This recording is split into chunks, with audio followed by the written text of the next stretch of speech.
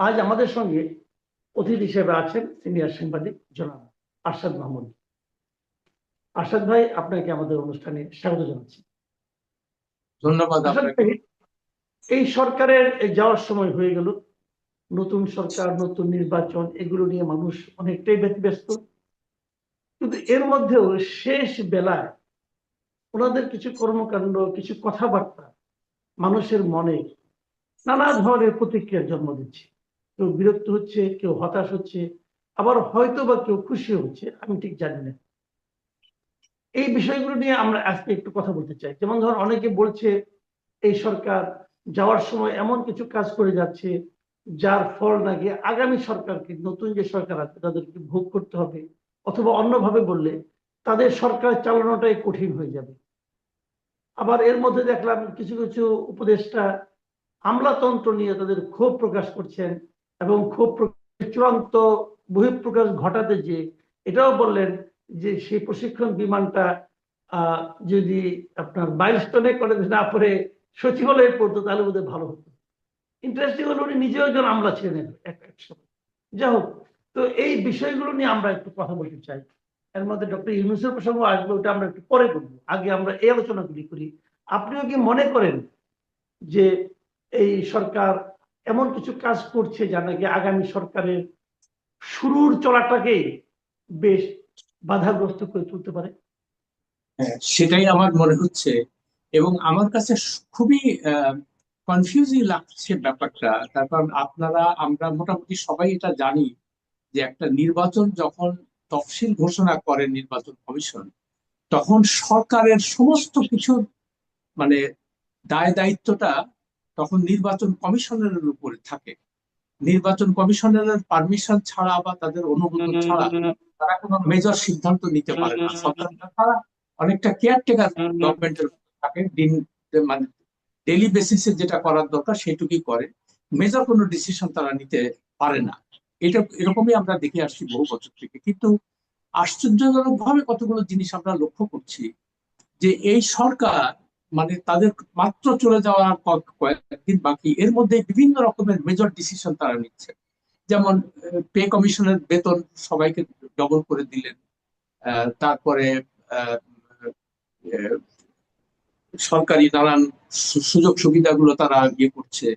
আহ, বিদেশিদের কাছে অমুকটা আমরা ইয়ে দিব, এই কন্ট্রাক্ট দিয়ে দিব। তারপরে নতুন যে অর্থনৈতিক অঞ্চল ছিল ভারতের, ওটার জন্য ওটা থেকে আমরা ইয়ে করব, ওটা বাতিল করে দিয়ে এখন ডিফেন্স ইকুইপমেন্ট বানানো হবে। তো এগুলো তো এত আহ, এগুলো তো ন্যাশনাল ইস্যু। তো ন্যাশনাল ইস্যু তো তাদের তো উচিত ছিল যে না, আমরা এখন এই ব্যাপারে আর কোনো রকম কোনো সিদ্ধান্ত নিব না। এটা আমাদের মানে এটা আমাদের দায়িত্বের মধ্যেও পড়ে না। এখন নির্বাচন কমিশন সবকিছু দেখাশোনা করছে, আমরা শুধু ডে টু ডে বেসিস যে সরকার যে পরিচালক যে কাজগুলো সেটাই আমরা করে যাবো। কিন্তু এইগুলা দেখেন করতে যে এসে একটাই জিনিস খালি মনে হচ্ছে যে এরা, আমি খালি বারবারই চিন্তা করছি যে এরা এইগুলো করছে কেন। হম তো করছে কেন, আমার যেটা মনে হয় এদের যে গত 18 মাসের যে প্রত্যেকটা সেক্টরে তাদের যে চরম ব্যর্থতা, সেই ব্যর্থতাগুলোকে ঢাকার জন্য নানান রকমের ইস্যু তারা সামনে নিয়ে আসে, যাতে কোনো কিছু কেউ বলতে না পারে। যেমন আহ, এবং আমলাতন্ত্র যে কিভাবে তাদের উপরে জেঁকে বসেছে, এবং তারা যে তাদের নিজস্ব উপদেষ্টারাই এখন এগুলা বলতে শুরু করেছে যে আমাদের তো কোনো কাজ করতে দেয় নাই। গতকালকেই দেখলাম যে ফজল কবির খান সাহেব, জ্বালানি উপদেষ্টা এবং সড়ক বিভাগের উপদেষ্টা, উনি অত্যন্ত বিশদ মানে কঠোর ভাষায় বিষোদ্গার করেছেন। তিনি নিজেও এক সময় আমলা ছিলেন। হ্যাঁ, তো আমার ওইটা শোনার পর থেকে উনি যেটা আপনি কিছু আপনার ওপেনিং স্টেটমেন্টে বললেন, যে উনি বলছেন যে যে মাইলস্টোনের উপরে যে বিমানটি ভেঙে পড়েছিল সচিবালয়ে পড়ার দরকার ছিল। হ্যাঁ, এখন এরকম, এটা তো খুবই একটা স্ট্রং স্টেটমেন্ট।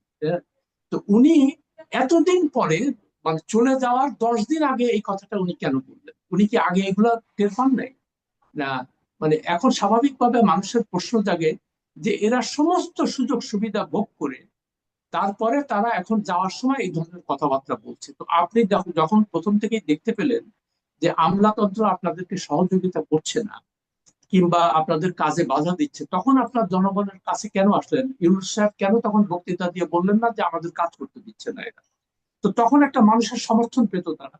তো এখন এরা এটা মোটামুটি একটা সম্পূর্ণভাবে আমলা নির্ভর সরকার। এবং সেটা কিভাবে হলো আপনাকে বলি। এই এই সরকারটা আসার পরপরই আমরা দেখলাম যে 1982 ব্যাচের যারা পদবঞ্চিত, যারা তাদেরকে আওয়ামী লীগ আমলে পদোন্নতি দেয় নাই বা নানাভাবে তারা অবহেলিত হয়েছে, বঞ্চিত হয়েছে, তারা হঠাৎ করে সবাই মিলে একসাথে আসলো। এসে তারপরে তারা বিভিন্ন মন্ত্রণালয় ভাগাভাগি করে নিতে থাকলো। এবং তখন তাদের বলা হলো কি যে এরা ওই সরকারের আমলে, হাসিনা সরকারের আমলে বঞ্চিত হয়েছে এবং তাদেরকে আমাদেরকে কেন বঞ্চিত হয়েছে? তারা বিএনপি ঘরানার লোক ছিল। তো ভাই কথা তো সেখানেই। তো তারা যদি, তার মানে কি, তার মানে তারা একটা আরেকটা রাজনৈতিক দলের লেজুর বৃত্তি করছে। তো এটা একটা আমলার জন্য তো অপরাধ। তো আপনি আওয়ামী লীগ করেন আর বিএনপি করেন, আপনি কেন করবেন সেটা? তো প্রথম কথা হলো যে আপনি তো প্রথম থেকেই তাদেরকে উস্কানি দিচ্ছেন যে তুমি যেহেতু আওয়ামী লীগের না, তুমি বিএনপি, তুমি আমাদের সাথে। এই সরকার কি বিএনপির সরকার? এই সরকার কি জামাতের সরকার? তো এই সরকার যে নিরপেক্ষ সরকার, এটা তারা প্রমাণ করতে পারে নাই। তার একটা যে প্রমাণ দিলাম, 82 ব্যাচের বলছে বারবার করে যে গত সরকারের আমলে বঞ্চিত এবং বিএনপি ঘরানার দেখে তাতে। তো বিএনপি ঘরানার লোককে অ্যাকোমোডেট করা বা রিহেবিলিটেট করা কি আপনার দায়িত্ব? আপনি কি আওয়ামী লীগ মানে বিএনপি সরকারের আছেন? তো এগুলা কেন করলো তারা?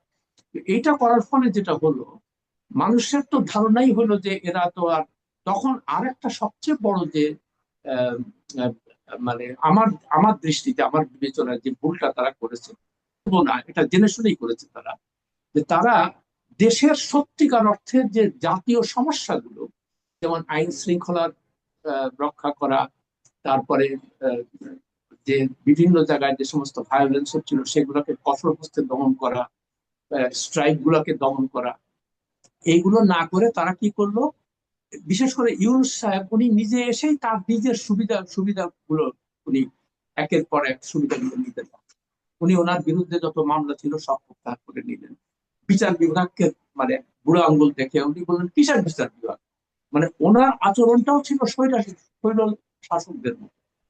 উনি কোনোভাবেই যে শেখ হাসিনার থেকে উনি যে মানে বেটার একটা এলিমেন্ট, এটা উনি প্রমাণ করতে পারেন। শেখ হাসিনা বা খালেদা জিয়া বা হোসেন মোহাম্মদ এরশাদ যে কাজগুলো করতো, উনি ঠিক সেই কাজগুলাই করেছেন। মানে উনি আহ, বিভিন্ন তার গ্রামীণ প্রতিষ্ঠানের জন্য লাইসেন্স, উনি কি বলে, আদম ব্যাপারীর লাইসেন্স দিচ্ছে, উনি ইউনিভার্সিটি বানাবেন, উনি নার্সিং ইনস্টিটিউট বানাবেন, উনি ডিজিটাল ওয়ালেট ক্রিয়েট করবেন। তার মানে যে পরিমাণ সময় এবং এনার্জি উনি ব্যয় করেছেন উনার খালি নিজের স্বার্থ দেখার জন্য, সেই কারণে অন্যদিকে তার আর খেয়াল ছিল না। এই সুযোগটা নিয়েছে এই আমলারা। আমলারা তো বেসিক্যালি সুবিধাবাদী। তারা চিন্তা করলো যে উনি যখন এই কাজটা করছেন, তো আমরা কেন বসে থাকবো, আমরাও এটা করি। যার ফলটা হলো কি আপনার মনে আছে, এসেই বললেন যে সমস্ত যাদের দুর্নীতি কমানোর জন্য 1 নম্বর কাজ হলো যাদের সরকারে যারা থাকবে বা ক্ষমতাসীন যারা থাকবে তাদের সম্পত্তির হিসাব জনসমক্ষে প্রকাশ করতে হবে। এটা আপনার অনুষ্ঠানে আমি কয়েকবারই করেছি। এবং উনি নিজে জাতির উদ্দেশ্যে ভাষণ দিয়ে বললেন যে উনি সবার আগে এটা করবেন।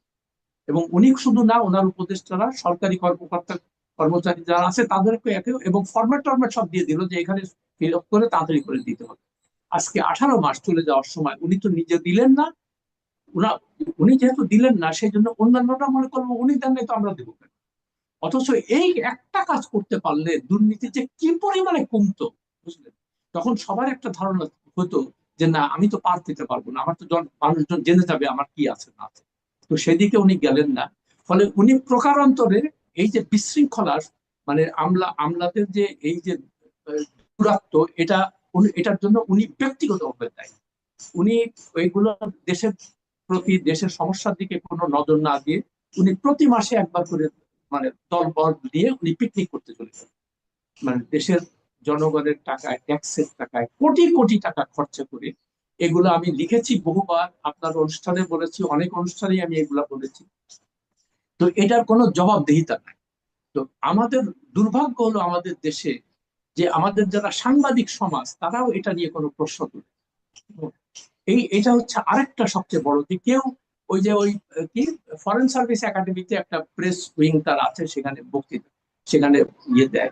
কিন্তু একটা সাংবাদিক জিজ্ঞেস করেন, আচ্ছা উনি যে আমাদেরকে ওয়াদা করছিলেন জাতির সামনে, উনি এটা ওনার অ্যাসেট ডিক্লেয়ার করবেন জাতির সামনে, ওটা কেন করলেন না? একটা সাংবাদিক করেন। তো সাংবাদিকদের মধ্যেও ওই যে এক ধরনের একটা হলো এটার সুবিধাবাদী চরিত্র, আর কিছুটা ভয় ঢুকিয়ে দিয়েছে যে তোমার, যেমন আনিস আলমগীরকে জেলে নিয়ে গেছে, তো তোমরা যদি উল্টাপাল্টা এরকম কোনো কিছু প্রশ্ন করো তাহলে তোমাদের কিন্তু এরকম জেলে যেতে হবে।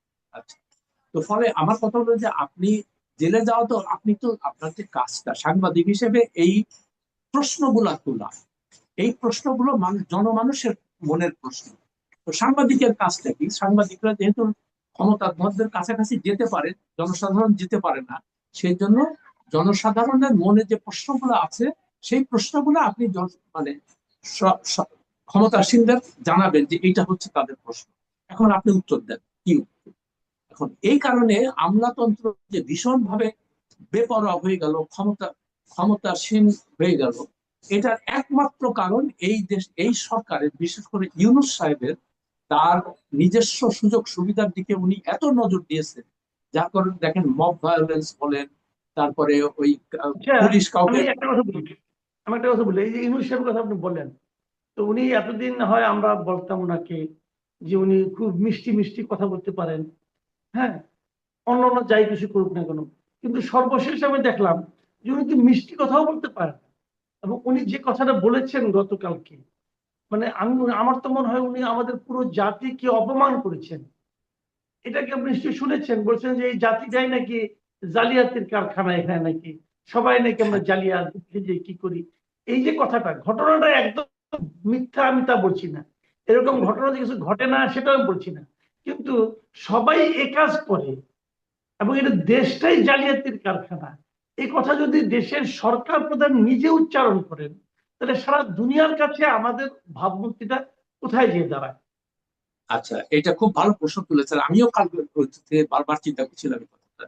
এই কথাটাতে উনি বলছেন যে এই যে জালিয়াতি চক্র, মানে এই যে পাসপোর্ট, যারা পাসপোর্ট অফিস থেকে পাসপোর্ট নেয়, ভুয়া ভাবে ইয়ে করে, তো এগুলো তো আমরা সবাই জানতাম কেমন, এবং এগুলোর সঙ্গে কিন্তু সারা দেশবাসী জড়িত না, এগুলোর সঙ্গে মুষ্টিমেয় কিছু লোক লোক জড়িত, এবং তারা সবাই সরকারের সঙ্গে কোনো না কোনো ভাবে তাদের মানে যোগাযোগ আছে, তারা বেনিফিশিয়ারি, সরকারও তাদের থেকে বেনিফিট নেয়। আর এটা তো একটা দুর্নীতির আঁকড়া, মানে পাসপোর্ট অফিসটা, সেগুলো তো আপনি কোনো নজর দিলেন না। তারপরে আপনি কি এসে প্রথমে কি বলছিলেন, প্রথমে আপনার মনে আছে কিনা, মনে এসে বললেন যে আমরা এমন দেশ এবার বানাবো যে আমরা আর কারোর কাছে যাব না, সবাই আমাদের কাছে আসবে। তারপরে আমরা বড় মাঠের প্লেয়ার, আমরা ছোটখাটো মাঠে আমরা খেলি না। তো এখন কি দেখতে পাচ্ছি, যে আমাদের কাছে কেউ আসছে না, আর আমরা সব জায়গায় যেতে চাচ্ছে, কিন্তু আমরা সব দরজা বন্ধ দেখতেছি, আমাদের পাসপোর্টের ভিসা দিচ্ছে না দিন দিন। তাহলে আপনি যে এই যে বড় বড় কথাগুলা বললেন, এই কথাগুলোর জন্যই তো আপনার তো মানে জনতার আদালতে দাঁড়ানো উচিত, যে আমি ভাই মাপ চাই, আমি এই কথাগুলো বলছিলাম, আর এগুলো আসলে আমি ঠিক করতে পারি না, সেগুলোর মধ্যে নাই। আচ্ছা, এখন যে জিনিসটা হচ্ছে, যে আপনি যে পাসপোর্ট ডিপার্টমেন্টে যে বিশাল মানে জালিয়াতি হয়, ঘুষের কারবার হয়, এই জিনিসগুলো আপনি ঠিক করলেন না কেন? আপনি তো সরকারের প্রধান, তো আপনি এখন অন্যের ঘাড়ে দোষ চাপাচ্ছেন, আপনি বলতেছেন সারা জাতি জালিয়াতি। তো জালিয়াতি তো এই যে মানে আবার এই আমলাদের কথায় ফিরে আসি, আপনার এই মোখলেসুর রহমানের কথা নিশ্চয়ই মনে আছে, উনি কিছুদিন আগে জনপ্রশাসন সচিব ছিলেন। আচ্ছা, তার বিরুদ্ধে একদম ওই অডিও রেকর্ড বেরোলো হোয়াটসঅ্যাপের ইয়েতে, যে উনি ঘুষ ডিসিদের 5 থেকে 10 কোটি টাকা করে ঘুষ নিয়ে উনি ডিসিদের পোস্টিং দিচ্ছেন, কেমন। এইটা বেরোনোর পরে তারা, আমরা শুনলাম যে 3 জন উপদেষ্টাকে নিয়ে একটা তদন্ত কমিটি হলো, এবং তারা এটা ইনভেস্টিগেশন করবে। আমি আজ পর্যন্ত কোথাও জানি না বা দেখি নাই যে সেই তদন্ত কমিটির রিপোর্টটা তারা কি করেছে সেখানে। তারপরে দেখেন এই এই মোখলেসুর রহমান নামে এই দুর্বৃত্ত, সে হঠাৎ করে তার নামের আগে ডক্টর লাগাইতে শুরু করলো, ডক্টর পিএইচডি ডিগ্রি। পরে দেখা গেল বিভিন্ন জায়গায় বিভিন্ন খবরে দেখলাম এই সমস্ত ভুয়া পিএইচডি, তো এগুলো জালিয়াতি। তো জালিয়াতিটা তো মোখলেসুর রহমানের সময়ের আগে ধরার দরকার ছিল। আপনি যদি জালিয়াতির কথাই বলেন, তো আপনি মোখলেসুর রহমানদের থেকে শুরু করলেন না কেন? তো তো আপনি এখন বলতেছেন সারা দেশ আমরা এক ব্যাপারে চ্যাম্পিয়ন, আমরা খুব ভালো, এটা আমরা জালিয়াতি। তো এই জালিয়াতি গুলো কারা করে? এগুলো দেশের কৃষক, রিক্সাওয়ালা, শ্রমিক, তারপরে এই যে মুদির দোকানদার, এরা কি এই জালিয়াতির মধ্যে জড়িত? এরা তো জড়িত না। এদের, এরা তো ক্ষমতার কাছাকাছি যেতেই পারে না। এরা মোটামুটি দিন আনে দিন খায়, কষ্ট করে চলে। আর আপনি তাদেরকে বঞ্চিত করে, তাদের সুযোগ সুবিধা বঞ্চিত করে আপনি আমলাদের একের পর এক সুবিধা দিয়ে যাচ্ছেন। 5,000 স্কোয়ার ফিটের বাড়ি হবে না, আরো 9,000 স্কোয়ার ফিট দিতে হবে, সুইমিং পুল দিতে হবে। এইটা একটা জিনিস কল্পনা করে দেখেন, টোটাল আমলার সংখ্যা হলো 15 লক্ষ, কেমন? সারা বাংলাদেশে, মানে সরকারি কর্মকর্তা কর্মচারী। আর এর মধ্যে আরো 9 লক্ষ হলো ওই পেনশনভোগীরা, তার মানে 24 লাখ। আর সামরিক বাহিনীতে যারা আছেন, মানে এয়ারফোর্স, নেভি, কি বলে, আহ, আর সেনাবাহিনী, এদেরকে মিলে আরো 2,40,000-এর মতো। তার মানে টোটাল প্রায় 26 লক্ষের মতো আর কি টোটাল। এই 26 লক্ষ, চিন্তা করেন 18 কোটি দেশের মানুষের এই 26 কোটির জন্য এটা পার্সেন্টেজ কত পার্সেন্ট দাঁড়ায়? এদের জন্য আপনি সমস্ত সুযোগ সুবিধা দিচ্ছেন, কিন্তু দেশের আপামর বৃহত্তর জনগোষ্ঠী তারা ঘরে থাকতে পারত, ভালো ঘর নাই, তারা যাতায়াত করতে পারে না ঠিক মতো, তারা রাস্তায় বাসে বাসে ঝুলে। কিন্তু তাদের জন্য আপনি এক একজনের জন্য 3-4টা করে গাড়ি, মানে একটা গাড়ি দেয় সরকারি গাড়ি ফুল টাইম, ওটা হলো বৈধ। আর বিভিন্ন ভাবে তারা জোগাড় করে আরো 3-4টা গাড়ি তাদের জন্য। এই উপদেষ্টারা, আমি নাম ধরে বলি, সালেউদ্দিন আহমেদ, শারমিন মোর্শেদ, তারপরে ফরিদ আক্তার, এদের কথা আমি নিজে দেখেছি। তারা যে একাধিক গাড়ি ব্যবহার করেন, এটার নাম্বার টাম্বার দিয়ে ফেসবুকে দেখেছিলাম আমি, এগুলা করে তারা। আচ্ছা, এই উপদেষ্টা গুলো দেখেন, এরা নাকি দেশের সেবা করতে আসছে। এরা কি করলো? আমি ভেবেছিলাম যে সত্যিকার অর্থে এরা দেশপ্রেমিক, তারপরে এরা সব রিটায়ার্ড লোকজন, কেমন? তারা হয়তো বা আক্ষরিক অর্থে দেশের মঙ্গলের জন্য তারা বলবে যে আমরা তো মোটামুটি প্রতিষ্ঠিত সমাজে, আমাদের ঘর বাড়ি সবই আছে, ফলে আমাদের জন্য কোন মন্ত্রী পাড়ায় কোনো বাড়ি লাগবে না। আমরা খালি, আমাদের নিজস্ব গাড়িও আছে, আমরা খালি ওই তেলের খরচটা নিব, এবং আমাদের মিনিমাম বেতন যেটা না হলে হয়, আমরা এই সমস্ত নিতে আসি না, আমরা আসছি দেশ সেবা করার। কিন্তু এসে দেখেন বিশাল বিশাল বাড়িতে তারা ঢুকতে হবে, তারপর তাদের গানম্যান লাগবে। বাড়ির বেগম সাহেবরা বলবে যে তুমি কিসের মন্ত্রী হইলা, তোমার গানম্যান কোথায়, তোমার পিছনে পুলিশ থাকে দেখা। তো এই যে একটা আমলাতন্ত্র, যে এই দেশে কিভাবে সমস্ত দেশটাকে ধ্বংস করেছে, মানে এটা শুরু হয়েছে ওই কলোনিয়াল সিস্টেমের মাধ্যমে তো আমরা আসছি। তো কলোনিয়াল সিস্টেমে কি করতো, ওই যে ব্রিটিশরা যখন আসতো বিশাল বিশাল বাড়িতে থাকতো, কেমন? তো ওইটা আমরা ইনহেরিট করছি। এরা মনে করলো যে আমরা তো ব্রিটিশদেরই বংশধর, আমরা ইংরেজি বলতে পারি, আমরা স্যুট টাই লাগাইতে পারি, ফলে ওরা যে সমস্ত সুযোগ সুবিধা ভোগ করছিল আমরা ওইগুলা করবো। আমরা তো এই তাহলে কি দেশের মানে জনগণ। আপনি বলতে চাচ্ছেন যে এই সরকার মানে ক্ষমতায় টিকে থাকার জন্য আমাদেরকে নানাভাবে ঘুষ দিচ্ছে? এটা তো আর কোনো, এটার তো সন্দেহের কোনো অবকাশ নাই। যদি তা না হতো, তারা একটার পর এক আমলা তোষণের এই এই মানে পলিসি গুলা কেন নিত? তারা প্রথমেই বলতো আমরা কিন্তু তোমাদের এই মুষ্টিমেয় লোকের সুবিধার জন্য আমরা আসি না এখানে, আমরা আসছি দেশের বৃহত্তর জনগোষ্ঠীর কল্যাণের জন্য, ফলে তোমাদেরও স্যাক্রিফাইস করতে হবে। তো আমি মনে করি ওই যে ফজল করিম খান সাহেব বলছে না যে এই কি বলে, সেক্রেটারিয়েটে বিমান, হ্যাঁ। বিমান করতে হবে। আমি মনে করি কি জানেন, এই বিমান হামলাগুলো মন্ত্রী পাড়ায় হওয়া উচিত। সমস্ত ঘর বাড়ি সরকারের যে বিশাল বিশাল বিল্ডিং করছে, এইগুলার উপরে ভেঙ্গে তারপরে এখন থেকে বলে দেওয়া উচিত যে সরকারে পৃথিবীর অন্যান্য দেশের মতো, মানে উন্নত দেশগুলো বলছে, ইংল্যান্ড, আমেরিকা, জার্মানি, জাপান, এগুলো, তারা সেখানে তো সরকার থেকে কোনো বাড়ি টাড়ি সরকারি কর্মকর্তাদের দেয়। তোমাকে একটা বেতন দেওয়া হবে, সেই বেতনের মধ্যে অন্যান্য দেশের জনগণ যেভাবে চলে তোমরাও সেইভাবে চলবে। তো এখন একটা এটা যদি যত এটা যদি আমি যতদিন না আরেকটা করতে প্রসঙ্গে পারে। একটু আসি, আমি আরেকটা প্রসঙ্গে আসি। এটা হলো গিয়ে যে গণভোট নিয়ে আরেকটা জটিলতা হচ্ছে। গণভোট সরকারে করা, এই জন্য সরকারের প্রচার করা ঠিক কি ঠিক না নিয়ে আলোচনা হচ্ছে। এর মধ্যে আবার গতকালকে দেখলাম যে একজন election commissioner mister Abdur Rahman L Masud, তিনি বলেছেন যে সরকারি কর্মচারী কর্মকর্তারা গণভোটের পক্ষে বা বিপক্ষে কোনো ধরনের প্রচারণা চালাতে পারবেন না এবং সেটা দণ্ডনীয় অপরাধ। কিন্তু এরই মধ্যে সরকারের পক্ষ থেকে, বিশেষ করে মিস্টার আলী রিয়াজ সারা দেশে ঘুরে ঘুরে এবং ওনার পাশাপাশি অন্যান্য উপদেষ্টারা নানা জায়গায় যে এটার পক্ষে প্রচারণা করছেন এবং তাদেরকে বিভিন্ন সরকারি কর্মকর্তা কর্মচারীরা সাহায্য করছেন। বিভিন্ন সরকারি অফিসে প্ল্যাকার্ড ঝুলছে, ব্যানার ঝুলছে যে হ্যাঁ ভোট দিন। বিভিন্ন ব্যাংকে পর্যন্ত দেখা যাচ্ছে, প্রাইমারি স্কুলে, হাই স্কুলে, শিক্ষা প্রতিষ্ঠানে সর্বত্র দেখা যাচ্ছে এগুলি সরকারি খরচেই করা হচ্ছে। এবং তাহলে এই যে কাজগুলি উনি এদের সরকারি কর্মচারী কর্মকর্তাদের দিয়ে একটা দণ্ডনীয় অপরাধমূলক কাজ করাচ্ছেন, এটা কি কোনো সাজা হওয়া উচিত না? এবং এই যে জিনিসগুলো করা হলো, এই অর্থগুলি কার কাছ থেকে আমরা আদায় করবো পরবর্তী সময়ে?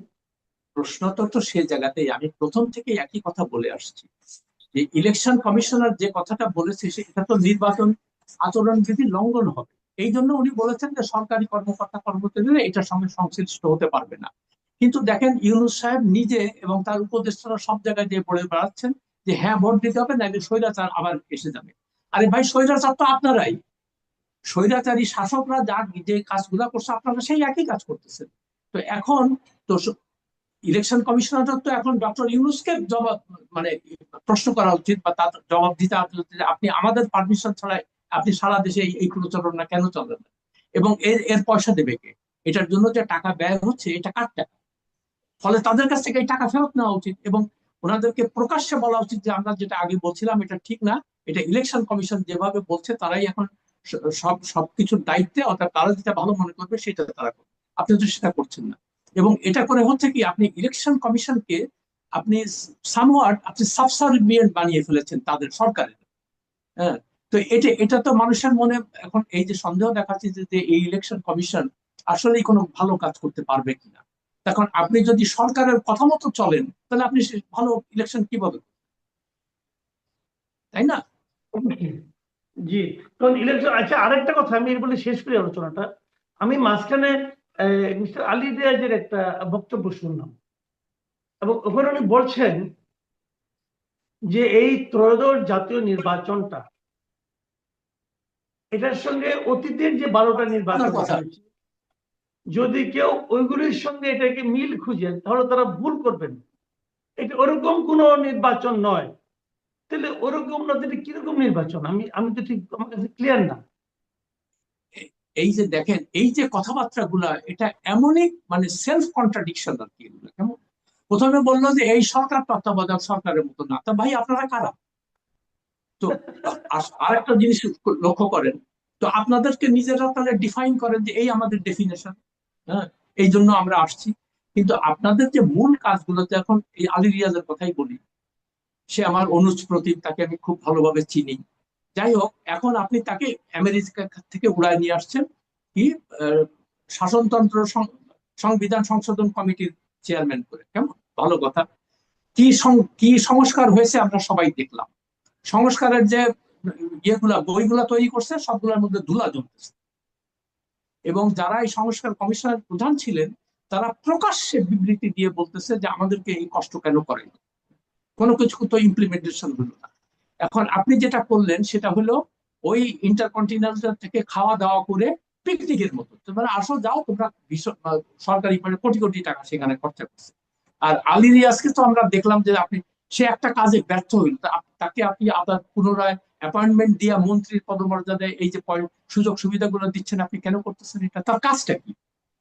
তার তার প্রেসাইজ কাজটা কি? আপনি যে জনগণের ট্যাক্সের টাকা দিয়ে তাকে বেতন ভাতা, তার গাড়ি বাড়ি এই সমস্ত দিচ্ছেন, এগুলোর জবাবদিহিটা কে করবে?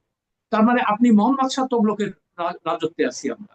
ওনার খুশি হয়েছে, আচ্ছা রিয়াজ তুমি আমেরিকায় বসে কি করবা, তুমি আসো, তোমার আর একটা কিছু একটা বানায় দিচ্ছি, বিশেষ উপদেষ্টা বানায় দিলাম, দিয়ে এখন তুমি এই খাও দাও ঘরো পিকনিকে যাও, তারপরে তুমি এই সমস্ত করো, আর মাঝে মাঝে দুই একটা বিবৃতি দিবা। লোকজন বলবে যে লোকটারে বসায় রাখছেন কেন। তো রিয়াজ সেই কাজটাই করতেছে। সবকিছুর মূল হলো মোহাম্মদ ইউনূস। এই লোকটা আমাদেরকে যে কিভাবে হতাশ করলো বুঝলেন, নিজের স্বার্থ উদ্ধার করতে যে দেশের স্বার্থ জলাঞ্জলি দিল। আর এই খালি বড় বড় কথা, মিষ্টি মিষ্টি কথা, মিষ্টি মুখে হাসি, এবং তার বিন্দু মাত্র কোনো বেসিস নাই। ওই প্রথমে যেটা বললাম, এমন দেশ বানাবো সবাই আমাদের কাছে আসবে। এখন আমাদের কাছে কেউ আসে না। আমরা যেখানে যেতে চাচ্ছি আমাদের সব দরজা বন্ধ পাচ্ছি, আমাদের কেউ ঢুকতেও দিচ্ছে।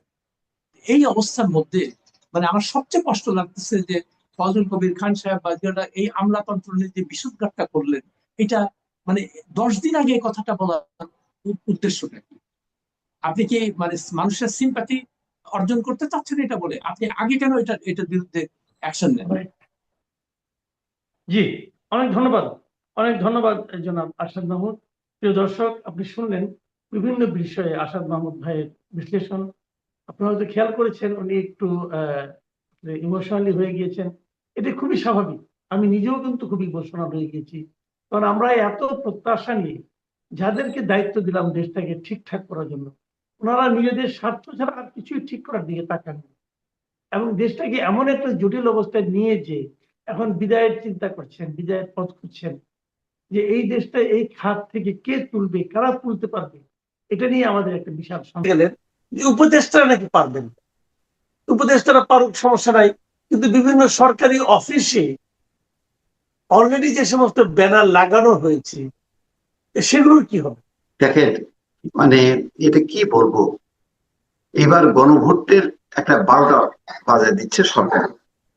গণভোটটা নর্মালি হয়ে যেতে পারত, কিন্তু সরকারের আচার আচরণে এমন আতঙ্কিত মনে হচ্ছে যে সংসদ নির্বাচনটা হচ্ছে ওই জামাত বিএনপি, ওখানে যে খুশি পারে আসুক, আর গণভোটে যদি না জয়যুক্ত হয় তাহলে বোধহয় আমার পতন ঘটবে। অদ্ভুত দুইটা নির্বাচন হচ্ছে, যেই নির্বাচনের সরকার ওই সংসদ নির্বাচনে তার খুব একটা মাথা ব্যথা নেই, তার মনে হচ্ছে ক্ষমতায় থাকা তার একমাত্র হলো যে গণভোটে। আমি জানি না কি মানে এর রহস্য আছে বা এর মধ্যে কি বিধিবিধান আছে যে গণভোটে যদি না জয়যুক্ত হয় তাতে সরকারের কি, আর জয়যুক্ত হলে তাতে সরকারের কি।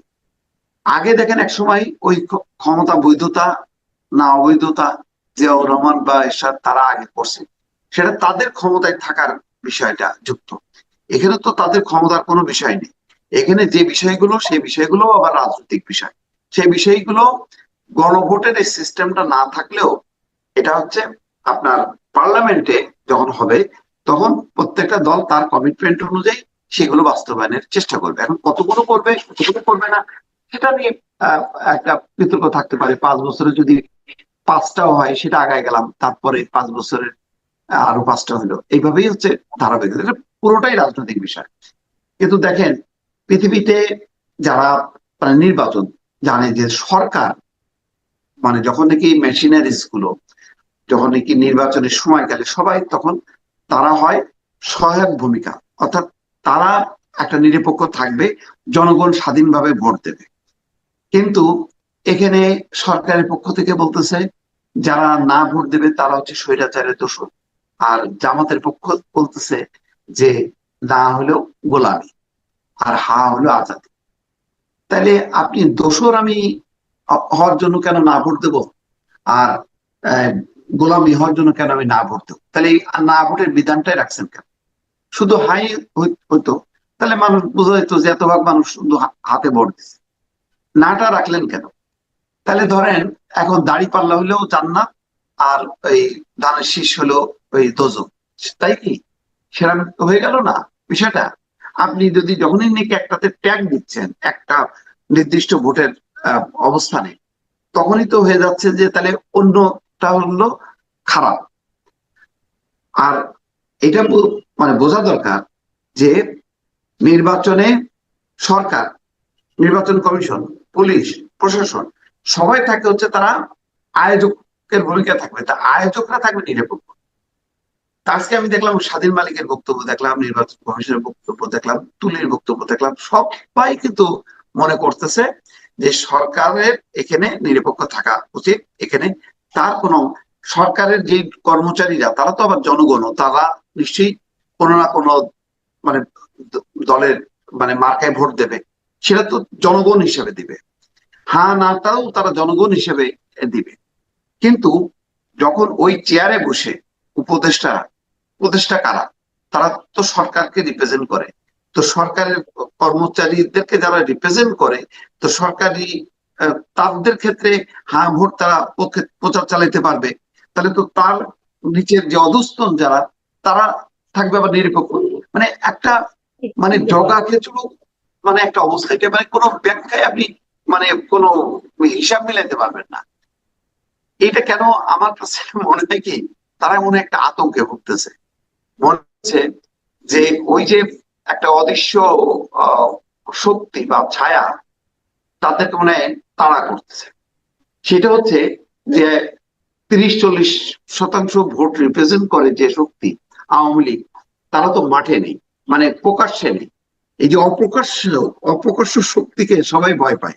যেমন এখন জামাতের বিষয়টা এখন সবাইকে আতঙ্কগ্রস্ত করছে, যে মনে হচ্ছে যে বিএনপির মধ্যে বোধহয় অর্ধেক লোকই বোধহয় গুপ্ত সুপ্ত এই জামাতের লোকজন, সরকারের মধ্যে মানে সবে ভয়টা ধরাই দিচ্ছে। মানে ট্রেনটা হচ্ছে খারাপ, গণতন্ত্র থাকবে, মুক্ত থাকবে। আমি আপনাকে চিনবো যে আপনি কোন দলের পক্ষ বা আপনি কোন মতাদর্শ, আপনি আমাকে চিনবেন। কিন্তু আপনি যখন মুখে শুনবেন আমার একটা, ভিতরে আর একটা, তখন তো আমাকে নিয়ে একটা কনফিউশন তৈরি হবে। তো এখন অবস্থা হচ্ছে, সরকারের অবস্থা হচ্ছে তারা মনে করতেছে ওই যে 30-40 ভাগ ভোট, ওরা যদি দলে দলে, ওরা অন্য কোনো ভোট না দিয়ে, যদি এটাতে না ভোট দিয়ে মনে করি সরকারের পতন ঘটাইতে হবে, তাহলে বোধহয় মানে আমার শেষ হয়ে যাবে। তো এই একটা আতঙ্কের থেকে তারা একদম মাঠে নামছে। তাদের মাথায় কিন্তু সংসদ নির্বাচন না, সংসদ নির্বাচনটা তারা ছেড়ে দিছে নির্বাচন কমিশনের উপর। আর তারা দায়িত্ব নিচ্ছে হচ্ছে হা না ভোটের পক্ষে।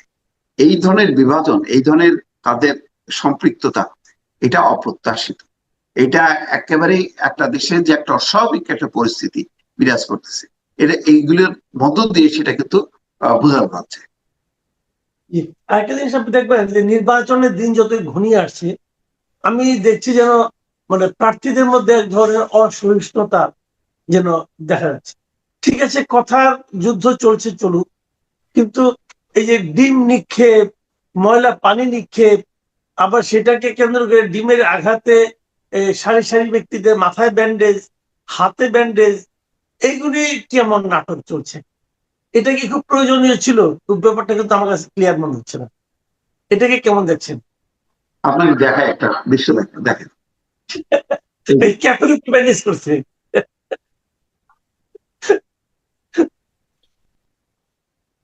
হ্যাঁ, মানে সকলে ব্যান্ডেজ আর ব্যান্ডেজ। এইগুলি কোনো কথা? ডিম এবং পানি নিক্ষেপে কেউ কি আহত হয় কোনোদিন? কোনোদিন হবে না। না, কিন্তু আপনি একটা ছবি দেখছেন দিল ভাই, একটা ছবি দেখছেন, একটা ছেলের মাথার মধ্যে ক্যাপ লাগানো, ক্যাপের উপরে ব্যান্ডেজ লাগানো হয়েছে। হ্যাঁ হ্যাঁ হ্যাঁ হ্যাঁ, রাইট, এক্স্যাক্টলি। মানে এটা এই যে দেখেন, এই যে এই ছেলেটা দেখেন, হম, দেখেন একটু আগে সে কি বলছে, আর একটু পরে তার মাথায় ব্যান্ডেজ। দেখেন মানে এরা কি মানুষকে পাগল ছাগল মনে করে? হ্যাঁ হ্যাঁ হ্যাঁ হ্যাঁ, একটু আগে সে একদম সুস্থ।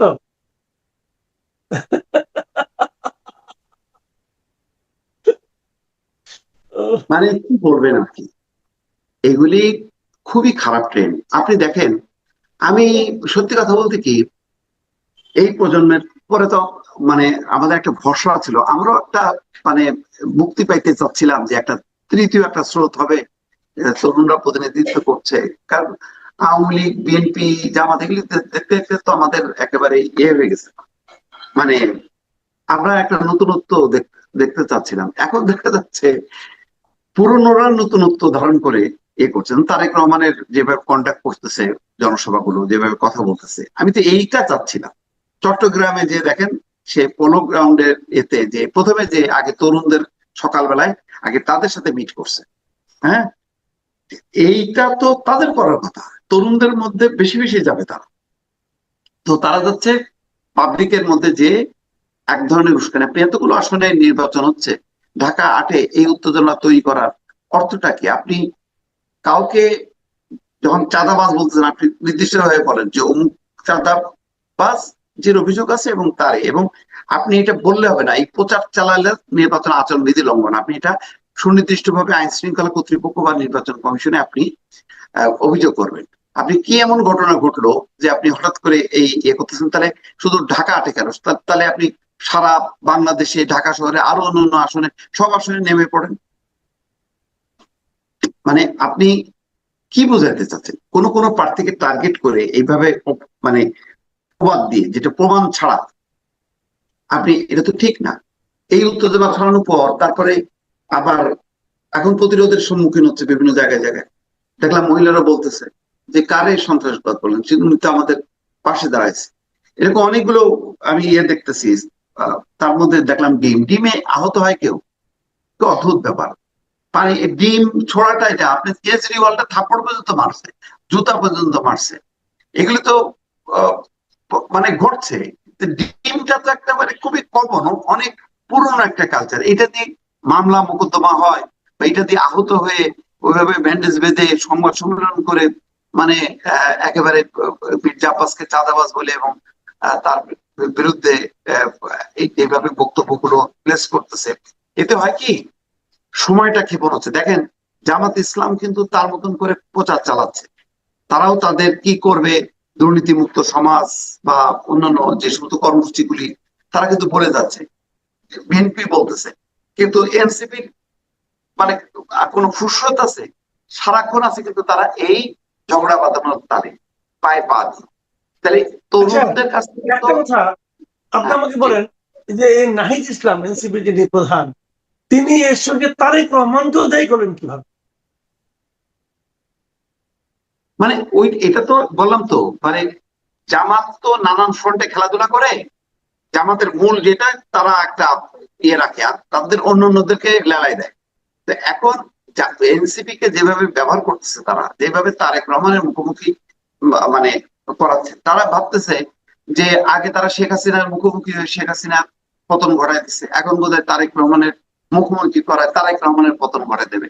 তো তারেক রহমান তো এখন ক্ষমতায় নেই, তো এখন পতন ঘটাচ্ছে কি ভাবে? তারেক রহমানের ক্যারিশমাটিক যে এগুলো আছে, চেহারাগুলি আছে, বা তার একটা মানে অন্য ধারার ওই ধারাটাকে ক্ষতিগ্রস্ত করার জন্য তাকে যুক্ত করতেছে টেনে এনে এনে। তারেক রহমান তো দূরের কথা, মির্জা আব্বাসও তো মুখোমুখি নেই, কিন্তু তাকেও টেনে এনে যে তুই আমার সাথে বিরোধ কর, তুই আমার সাথে লড়াই কর, এরকম একটা ভাব। এটা খুব নেগেটিভ প্রচার দিয়ে সামনে এগুলো দরকার ছিল না। তাদের মনে রাখার দরকার, তারা কিন্তু একটা ঐতিহ্যের অংশ। বাংলাদেশের ইতিহাস যতদিন থাকবে, এই তরুণদের নেতৃত্বে অভ্যুত্থানের ইতিহাসটা থাকবে। যারা এত বড় একটা বড় অভ্যুত্থানের সাক্ষী বা ইতিহাস, তাদের 1-1.5 বছরের মাথায় এসে এখন যে ধারাটা, যে ধারায় তারা রাজনীতিটা করছে, পায়ে পাড়া দিয়ে ঝগড়া করছে, চরিত্র হনন করে, উস্কানি দিয়ে যেভাবে প্রচার প্রচারণা চালাচ্ছে, আমি খুবই হতাশ। আমি একমাত্র তাসলিম, যারা তার যে ক্যাম্পেইনের মানে চরিত্র, যেভাবে সে মানে ঘুরে বেড়াচ্ছে, যেভাবে কথা বলছে, আমি তাকে ছাড়া আমি আর দ্বিতীয় কোনো প্রার্থী পাচ্ছি না। কিন্তু এটা তো তরুণদের প্রত্যেকটা প্রার্থীরই তো এই একটা ভিন্ন মাত্রায়, যে তারা কথা বলছে, নামছে, বলছে, তাদের মধ্যে একটা স্বপ্ন খোঁজার চেষ্টা করছে, কিন্তু কি বলতেছে, এই চাঁদাবাজ দুর্নীতিবাজ, এর উৎখাত করবো, ওকে 12 তারিখের পরে খবর হয়ে যাবে। এই যে উস্কানিমূলক কথাবার্তা, এটা তো আমরা শুনি বিএনপির মুখে, আওয়ামী লীগের মুখে, বা জামাতের মুখে কখনো কখনো। এটা তো তাদের মুখ দিয়ে তো আমরা এটা শুনতে চাই না। আমরা যেটা শুনতে চাই সে কথা তো তারা বলতেছে না। এটা হলো দুর্ভাগ্য। এইটা কি দেখেন, ওই যে বলা হচ্ছে না, আপনি মনে বলছিলেন নাকি যে এটা পুরোপুরি মানে জামাত বিএনপির সঙ্গে আরো কিছুদিন ক্ষমতায় থাকলে বলা হতো যে বিএনপি কে গিলে খাইতো। এখন রাইট। আর এনসিপি তো ছোট, এরা মানে খুব দ্রুত হজম করে ফেলছে তাদেরকে। এখন এরা হজম হওয়ার পর এদেরকে এখন এই যে বিভিন্ন ভাবে বদ হজম করাচ্ছে, তাদেরকে দিয়ে বমি করাচ্ছে। হ্যাঁ, এগুলি খারাপ, এগুলি মানে হতাশার যোগায়। এগুলি দেখে খুব মানে উৎসাহিত হচ্ছি না, বা কনভিন্স হচ্ছি না। না আরে বাবা রে, পাটোয়ারি যে একটা বিশাল কাজে প্রজেক্ট হাতে নিচ্ছে, চাঁদাবাজ মানে চাঁদাবাজি বন্ধ করে দেবে, চলো আমরা ঢাকাবাসী আমরা দলে দলে এনসিপির পিছনে, নাসিরুদ্দিন পাটোয়ারির পিছনে লড়াই। এইরকম কিন্তু জাগরণ তৈরি হচ্ছে না। জাগরণ তৈরি হলে তার ওই, সে যখন হাঁটতো তখন বোঝা যেত যে তার পিছনে 2-3-4-5 হাজার মানুষ হাঁটতেছে। সেই হাঁটা কিন্তু আমরা দেখছি না। যা হাঁটতেছে তার মধ্যে অর্ধেকের বেশি হচ্ছে জামাতের কর্মী, কারণ ওই অঞ্চলে তো জামাতের কোনো প্রার্থী নেই, তো জামাতেরই একটা অংশ, এবং বলা যায় কি পুরোটাই হয়তো জামাতের। আমি ওই যে ইউরোপিয়ান ইউনিয়নের পর্যবেক্ষকদের সঙ্গে ইংরেজিতে কনভারসেশনে যে তরুণটা হেল্প করতেছে, আমার কাছে কেন জানি মনে হচ্ছে সে একটা জামাতের শিক্ষিত তরুণ, যে নাসরুদ্দিন পাটোয়ারির ইংরেজি এটা ঠিকভাবে বলতে পারতেছে না বলে সে এটাকে সাপোর্ট করতেছে। তো আমি আমি আমি জানি না এখন কোন কে এনসিপি কে জামাত, আমি তো মিলেমিশে গেছে। তো যাই হোক, এটা মানে ভালো কোনো দৃষ্টান্ত হচ্ছে না, একটু বলা যায়। যে অনেকে না এখনো সন্দেহ করছেন, আমি বুঝলাম না কারণটা কি। এখনো তারা বলছেন যে নির্বাচন শেষ পর্যন্ত হবে কিনা এটা নিয়ে সন্দেহ। আমার সঙ্গে একজনের কথা হচ্ছিল, তিনি আমাকে বলছেন যে 11 তারিখেও তো কিছু ঘটতে পারে। তো এটা কি, আপনি কি এই ধরনের কোনো আশঙ্কা আসলে দেখেন নির্বাচন নিয়ে? দেখেন, এই খুব সেন্সিটিভ বিষয়, সবার মধ্যেই একটা শঙ্কা। যখন নাকি জয় পরাজয় ব্যাপারটা অনেকে নিশ্চিত হবে যে আমি আর পারবো না, তখন হয়তো তারা এমন একটা কিছু ঘটনা ঘটাবে, তাদের নির্বাচন ভণ্ডুল হয়ে যাবে। ওসমান হাদিকে নিয়ে যে ঘটনা ঘটছিল, মনে হচ্ছিল যেন নির্বাচন বোধহয় হবে না। তো এইরকম আর একটা দুইটা ওসমান হাদির ঘটনা যদি ঘটে যায় এবং যদি দুই পক্ষ সংঘাতে লিপ্ত হয়, জামাত এবং বিএনপি, তাহলে তো নির্বাচন হবে না। নির্বাচন কাদেরকে নিয়ে হবে? যেই মূল প্লেয়ার দুইজন, তাদের মধ্যে যদি মানে সংঘাতের অবস্থা তৈরি হয়, তাহলে তো নির্বাচন ভণ্ডুল হইতেই পারে। ফলে মানুষের মধ্যে শঙ্কা আছে। এবং প্রতিদিন কিন্তু এখন যদি ডিম নিয়ে যদি আপনি এই পরিমাণ অ্যাগ্রেসিভ মুডে চলে যান, তাহলে ডিমের বদলে যখন ওখানে ককটেল হবে, বোমা হবে, তখন ওই পরিস্থিতিটা কোথায় যে দাঁড়াবে, বুঝতে পারছেন তো? আচ্ছা, আমি আলোচনা শেষ করি। শেষ করার আগে আমি একটা একটা পয়েন্ট, শুরুতে যেটা নিয়ে আলোচনা করছিলাম, যে গণভোট, সরকারের ভূমিকা, প্রশাসনের ভূমিকা এবং সবশেষ নির্বাচন কমিশনের ভূমিকা। আপনার কি মনে হয় যে নির্বাচন কমিশন যদি বলতে পারত, মানে সে কি উপদেষ্টাদেরকে কাজটা ঠিক হচ্ছে না এই কথা বলতে, যে তারা কি একটু দ্বিধা করছে, তারা কি বলতে পারছে না, নাকি তারা বললে কি তাদের অবস্থানটা আরো দৃঢ় হতো, নাকি তারা কি সুযোগটা হারালো? আপনার কাছে কি মনে হয়? আমার কাছে মনে হচ্ছে তাই। কারণ সরকারি কর্মচারীদের ক্ষেত্রে যদি তারা বলতে পারে যে এটা তারা পক্ষে বিপক্ষে প্রচার চালাতে পারে না, তাহলে উপদেষ্টারা না কেন? কারণ উপদেষ্টারা তো সরকারকেই রিপ্রেজেন্ট করে, তাই না? তারা বড় কর্তা আর এরা হচ্ছে ছোট কর্তা। তো এটা আমার মনে হচ্ছে যে নির্বাচন কমিশন বোধহয় একটু দ্বিধাগ্রস্ত, আহ, আহ, বিরোধে হয়তো সরকারের সাথে যেতে চায় না বলে তারা বলছে না। কিন্তু আমার মনে হয় যে এটা নির্বাচন কমিশনই এখন মূল অথরিটি। তাদের সেই গার্ডস পার্টসটা এখনই দেখানো উচিত, পরিষ্কার ভাবে বলা উচিত সরকারকে যে আপনারা এটা করতে পারবেন, এটা করতে পারবেন, এই ব্যাপারে কোনো রকম দ্বিধা করা উচিত না। জি, তাহলে নির্বাচন কমিশন তার মেরুদণ্ড প্রদর্শনের একটা সুযোগ তারা হারালো আর কি, আমার যেটা মনে হয়। প্রিয় দর্শক, আপনারা শুনলেন একজন মুস্তাফা ফিরোজের বিশ্লেষণ। আশা করি আপনাদের ভালো লেগেছে। আগামীতে আবার কথা হবে। এখন এ পর্যন্তই। আল্লাহ হাফিজ।